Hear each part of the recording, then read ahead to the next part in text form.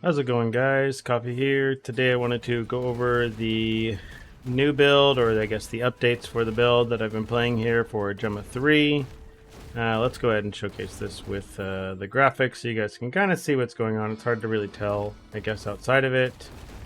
But pretty much the build is flame focus and corrosion focus. They are both kind of feeding into each other, back and forth, in order to trigger each other. So this kind of helps. You can see here we are pushing the damage. We're very comfortable into profound damage ranges here, and we have something going. So from the last video, a few changes we've made. I don't remember if I already had the Dawn Break here with the 2% additional.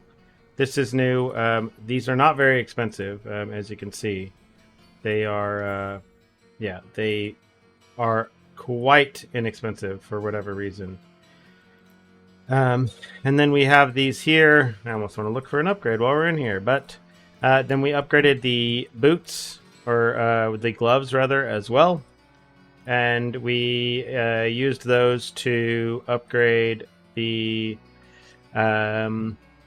last piece as well, which is our weapon. So we did end up upgrading our gloves here to a 20% version. When I bought these earlier, they were like 600 FE, so they were a pretty good purchase. I guess they've gone up in price a little bit since then. You can see here I bought them for 600, so these are not too bad.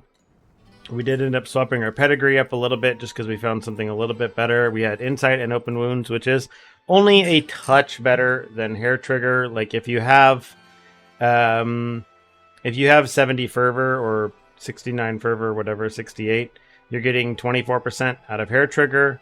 And then with, or I guess it's what, times 7? I don't remember what hair trigger is. I think it's times 7. So you're getting roughly the same amount, or you're getting slightly more with insight rather than hair trigger, but it's pretty close. So just if you can get it, get it. You're getting the majority. You're 50% out of open wounds either way.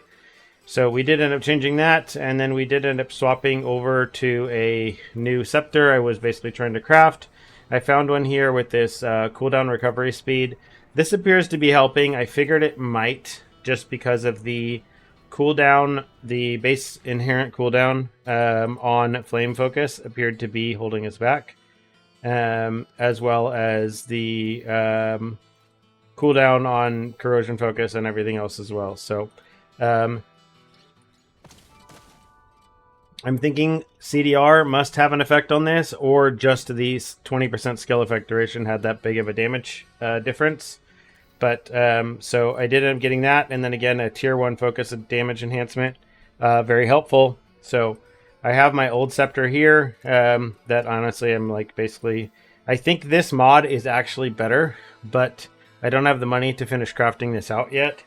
So I was just listing it up for sale, and because I don't have the two, because I don't have entangled pain on my ring, I can't actually I can't use both of those yet. So I'm stuck using this until I either hit entangled pain on another wand, or on a tier 1, or on a priceless wand rather, so that I can use a priceless one, or I'm basically just stuck using that. So I did end up basically hitting this ailment and skill effect duration, so this is kind of what I'm on. For my boots, I did upgrade these as well. I don't remember if this was set in the last video. Oh, the last thing I did as well is I also dreamcrafted my new weapon with reaping cooldown recovery speed, and that was pretty much the difference. Nothing else has really changed other than that, so you can see the damage is spiking up quite fast. So yeah, let's go ahead and showcase for mapping for profound, because I enjoy going fast. I have been running Preserver of Eternity. If you want just more damage, you can run without that, but for me the damage on this was still comfortable enough that I was getting enough out of it. You see there's like the tiniest delay while you wait on affliction, but it's fine kind of without it. So 150 bill is plenty still, so we can run this. The rest of the stuff all stays the same. Yeah, we don't have to worry about that. I can actually put Cataclysm on this, which will help me with a little bit of the affliction effect scaling, and I'm not really getting any damage out of this anyways, so we can kind of go this. I've been running this same Cube, Dark Surge that I've been running on everything else. So we'll just continue to do that here. We'll see what this says here, and we'll just go through. My survival is showing that it's a little bit low, but I think it doesn't realize that I have conversion on things. So it sees that I'm like, I have a few resistances that aren't completely maxed, and because of that, it gets quite mad. Oh, I got caged up. Things aren't perfect yet, obviously, because our damage is not enough to basically just insta-kill everything yet. But I've been very comfortably doing these without too much work. If you are someone who cares about experience or you don't want to use silver coins, I would probably recommend just going without. Or going without either running Profound or go and hit your levels first, if you really care about it that much, I guess. If it bothers you that much. For those that do not have the legendary pets, again, you can get them by using your Jagged Primo Cyst or through the Traveler mission as well. And for those that, again, have them, because we're going to do this thing, I want to make sure we actually put this on here. Because we actually have the event, you can get one free again from Traveler. So you can use to get that. If you are going to get that, I would recommend getting the Reaping Duration pet, the King here, the Abyssal King. He is going to be your biggest damage out of the 3 of these that you're going to see. And the most universal. He's used on all kinds of other builds as well. So he's used on like Yuga and things like that. Because they're really scaling a ton off of Reaping cooldown recovery speed.